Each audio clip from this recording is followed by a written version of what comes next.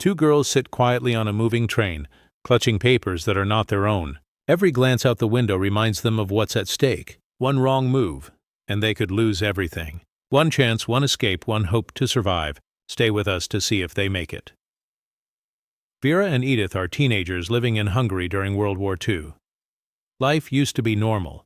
School, family, friends. But everything changed when the Nazis came. Jewish families were forced into crowded, harsh ghettos, separated from neighbors and friends, with fear brave, Lady too. The light after the war hanging over every day, Vera and Edith's world turned upside down, and soon survival would depend on courage, quick thinking, and trust in strangers. If you want to discover their incredible journey and see how hope can survive even in the darkest times, keep watching and subscribe for more stories from Wight. Before the darkness fell, Vera and Edith's lives were filled with laughter, dreams, and the warmth of family. Vera loved to paint, capturing the colors of the Hungarian countryside with every brushstroke, while Edith dreamed of becoming a teacher, sharing stories and knowledge with children in her neighborhood. Their families were close-knit, full of love, warmth, and the comforting aroma of home-cooked meals. On weekends, the girls would run through cobblestone streets, visiting friends, playing games, and imagining futures that felt endless. School was a world of possibilities. Vera's sketchbooks were overflowing with delicate drawings of flowers, animals, and city streets. Edith was fascinated by history and languages, soaking in every story about the past. Their parents encouraged their dreams, believing in a bright future for their daughters. Life was ordinary but rich, filled with small joys and the promise of what tomorrow might bring. Then everything changed. The Nazi takeover was sudden and cruel. Laws changed overnight, freedom disappeared, and once peaceful towns became places of fear. Jewish families were forced into crowded ghettos, their homes confiscated, their streets patrolled by soldiers. The freedoms Vera and Edith had once taken for granted, school, friends, walks in the park, vanished in an instant. Their dreams, once safe behind family love, now felt fragile and distant. Neighbors began to disappear. Some were sent away to camps, while others went into hiding. Each day brought whispers of arrests, and the girls quickly learned that caution was no longer optional. It was necessary for survival. The world outside the ghetto walls became a place of danger at every turn. Even in the midst of fear, Vera and Edith found comfort in each other. Their friendship became their anchor, a small light in a growing darkness. Small moments of normalcy, like sharing a meal, sketching together, or talking about hopes for the future, reminded them of who they were. Two teenage girls with dreams, talents, and the longing for a life beyond fear. But that life was no longer guaranteed. Each day brought new threats, and the girls had to prepare for challenges they could never have imagined. The decision to escape did not come easily. For weeks, Vera and Edith had lived under the heavy shadow of the ghetto, watching families vanish one by one. Rumors spread of deportations, of trains that never returned, of places where survival was impossible. Their mothers whispered in the dark. Their fathers grew silent with worry. Finally, the choice was made. If there was even a small chance to live, the girls had to take it. A neighbor, risking everything, helped them secure forged identity papers. The names on those papers were not their own. They were no longer Vera and Edith, Jewish teenagers from Hungary. On those fragile sheets of paper, they were reinvented, ordinary Christian girls traveling to visit family. Each document was a lifeline, but also a dangerous gamble. If a soldier looked too closely, if one question was answered wrong, the lie would shatter and their fate would be sealed. The train station was crowded, filled with the smell of coal and the murmur of nervous travelers. Soldiers in dark uniforms stood watch, rifles slung over their shoulders, eyes scanning the crowd for anyone who looked suspicious. Vera and Edith clutched their papers tightly, forcing themselves to breathe, forcing themselves to appear calm. Every step toward the train felt like walking on a thin rope, stretched over a pit. The ride itself was unbearable. The sound of boots echoed through the narrow aisles as soldiers inspected passengers. Every time one drew near, the girls lowered their eyes, praying the papers would be enough. One soldier lingered, his hand brushing the edge of Vera's documents. Her heart thundered so loudly she was certain he could hear it. But with a grunt he moved on. Relief washed over them, but it was temporary. Danger was never far. Along the way, they relied on strangers, some kind, some suspicious. An old woman offered them bread when they hadn't eaten in days. her eyes full of quiet understanding. A conductor looked at their papers for longer than felt safe, but with a subtle nod, allowed them to pass. Each encounter was a test of trust, and every act of mercy felt like a small miracle. The train carried them farther from the ghetto, but not away from fear. Every station, every checkpoint, every glance from a guard could end everything. Yet Vera and Edith pressed on, holding tightly to the only things they had left: their courage, their friendship, and the fragile hope that freedom still waited somewhere ahead. Once the train journey ended, the real struggle began.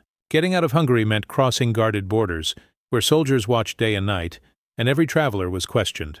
For Vera and Edith, the forged papers were no longer enough. They needed courage, quick thinking, and luck with every step. At the first border, the girls stood in a slow-moving line, their hearts pounding as soldiers checked bags and demanded answers. Each minute stretched like an eternity. When it was their turn, Edith's voice trembled as she gave the name on her false papers. The guard narrowed his eyes, staring too long, and Vera thought it was over. But then, distracted by a commotion behind them, the soldier waved them through. Their legs felt weak as they crossed into new territory, but relief never lasted long. Another border always lay ahead. Nights on the run were the hardest. With no safe place to sleep, they hid in barns, abandoned sheds, and even under trees in the freezing night air. Hunger gnawed at them constantly. Some nights, they shared a single piece of bread between them, rationing every bite as if it were gold. Other nights, they went without food entirely, clutching their stomachs and whispering encouragement to each other to stay strong. The uncertainty was unbearable. Every sound in the dark could be danger. Sometimes they hid for hours, motionless, as soldiers' boots crunched past. Once they were nearly discovered in a farmer's field. Crouched low among the crops, they dared not breathe as a lantern's light swept dangerously close. Only when it faded into the distance did they dare to move again, their bodies shaking with fear and relief. Through it all, their bond became their strength. When one faltered, the other whispered words of hope.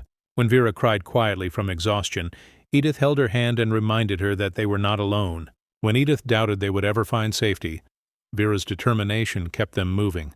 They were more than friends now. They were each other's family, each other's reason to fight through the hunger, the fear, and the endless uncertainty. The road ahead was still unknown, but they had made it this far. Together, they clung to the belief that if they kept going, freedom might not be just a dream. It could be real, waiting beyond the next horizon. At last, after weeks of moving in fear, hiding in barns, and slipping past borders, Vera and Edith crossed into territory where they were no longer hunted.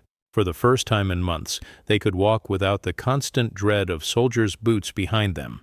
The air felt lighter, the streets quieter, and freedom seemed finally within reach. For two teenage girls who had lived too long in shadows, this safety should have felt like a blessing. They could breathe again, sleep without fearing the midnight knock on the door, and imagine the smallest pieces of normal life. But freedom carried with it a heavy silence, a silence that asked a question neither wanted to face. What about home? What about the families they left behind? It was only when news began to trickle in that the truth revealed itself. Letters never arrived.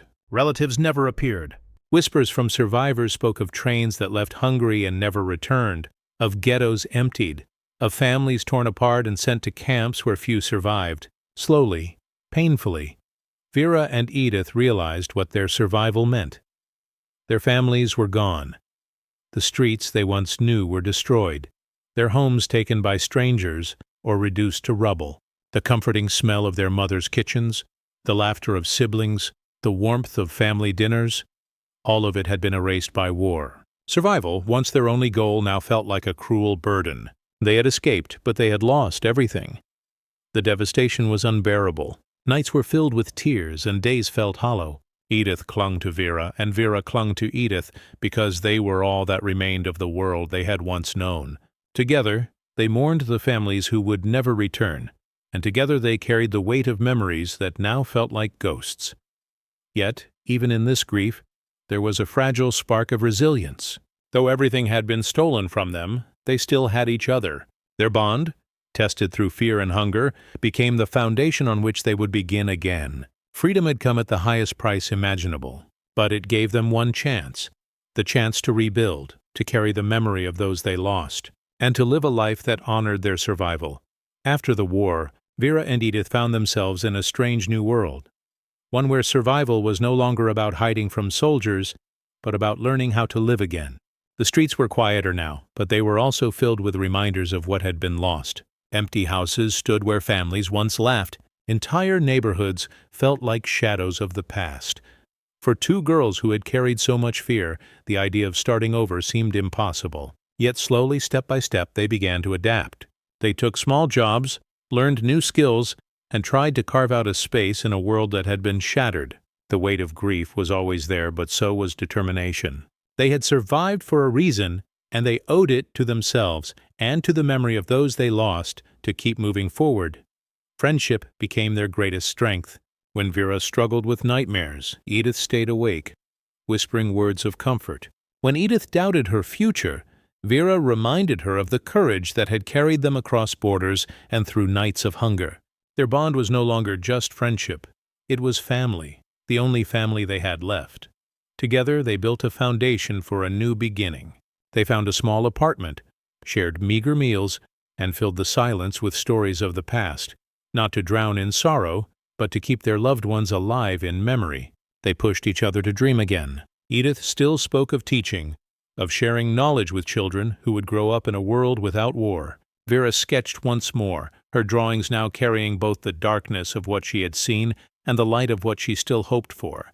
Rebuilding was not easy. There were days when the grief felt heavier than hope, when the emptiness of loss overshadowed the progress they made. But each time one faltered, the other carried her forward. Side by side, they proved that survival was more than just escaping death. It was finding the strength to live again. Their friendship, forged in the darkest of times, became the foundation of a life rebuilt. They were no longer just two girls who had run from war. They were survivors, dreamers, and builders of a future that honored both the pain of their past and the promise of tomorrow. Years passed. The war became a memory etched deep in Vera's heart, but it was never forgotten. She and Edith built lives beyond the ruins, carrying their friendship as the thread that stitched their broken world back together. Yet the weight of their story remained, too heavy to keep silent, too important to let fade away.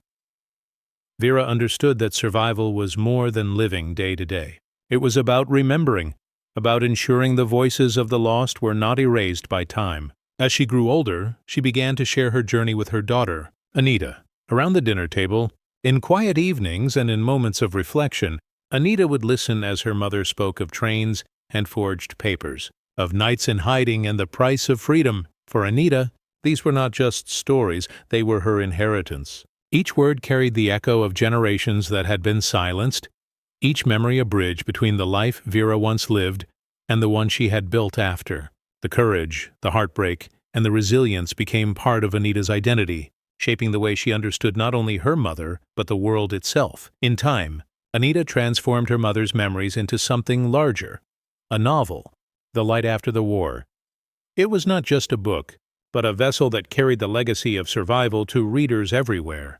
Through its pages, the world could step into the shoes of Vera and Edith, feel the weight of their fear, the depth of their loss, and the strength of their bond. For Vera, the novel was more than words on a page. It was proof that even in the darkest of times, light could be found. Her story, once whispered in private, now reached thousands. People who had never known the fear of occupation or the cruelty of war could now understand, even if only for a moment, what it meant to cling to hope when all else was lost. The legacy of two girls on a train, with nothing but forged papers and fragile courage, lived on. It became a story not just of survival, but of resilience, love, and the unbreakable power of memory. Through her daughter, Vera ensured that their voices would never be silenced, and that their light would continue to shine long after the war was over. At its heart, Vera and Edith's story is about more than survival. It is about hope, fragile yet unbreakable, even in the darkest of times. When the world around them collapsed into chaos and cruelty, these two girls found strength not in weapons or power, but in courage, friendship, and belief that life could still hold meaning beyond the war. Their journey reminds us that hope is not the absence of fear. It is choosing to move forward despite fear. It is sharing a piece of bread in hunger, holding a friend's hand in silence, and believing in tomorrow when today feels unbearable. Hope kept Vera and Edith alive when everything else seemed lost. Equally important is the act of remembering. The Holocaust was not only a time of unimaginable suffering, but also a time when countless voices were silenced forever. Every survivor's story carries the weight of those who could not speak. By listening to these stories, by passing them down through families, books, and films, we keep alive the memory of those who were taken. Remembering is not only about honoring the past, it is about shaping the future. It teaches us what happens when hatred goes unchecked, and it reminds us of the resilience of the human spirit. Vera and Edith's story shows us that even in humanity's darkest chapters, light can be found in compassion, in love, and in the courage to endure. Their survival was not just their own. It was a testament to every act of kindness that saved them along the way, and to every dream they carried for those who did not live to see freedom. The story of the light. After the war is more than history, it is a reminder that hope is stronger than despair, and that remembering ensures the past is never forgotten, so its lessons can guide us toward a brighter future. Vera and Edith's journey was one of unimaginable hardship. Nights of hunger, days of fear, and the devastating loss of family and home. Yet, through it all, they never let go of each other. What began as a desperate escape turned into a story of survival, resilience, and the unbreakable bond of friendship. They were not soldiers, not leaders, not people with power. They were two teenage girls armed with nothing but forged papers, fragile courage, and the will to live, and yet they endured what so many could not. Their survival was not without cost, but it became proof of something greater, that even in the darkest moments, life could be rebuilt and hope could still shine. Vera's story, passed on to her daughter and shared with the world, ensures that what she and Edith lived through will never fade into silence. Their memories have become more than just history. They have become a legacy, a reminder that courage can take root in the most unlikely of places, and that the bonds of love and friendship can outlast even war itself. In the end, theirs is not only a story of loss, but of triumph, of finding strength when there was none, of building a future when the past had been destroyed. From ashes they built light, and through that light their story continues to shine so that we may never forget. Want more survival stories you've never heard? Subscribe for our series Forgotten Stories of WW2 and join us as we uncover the untold voices of history.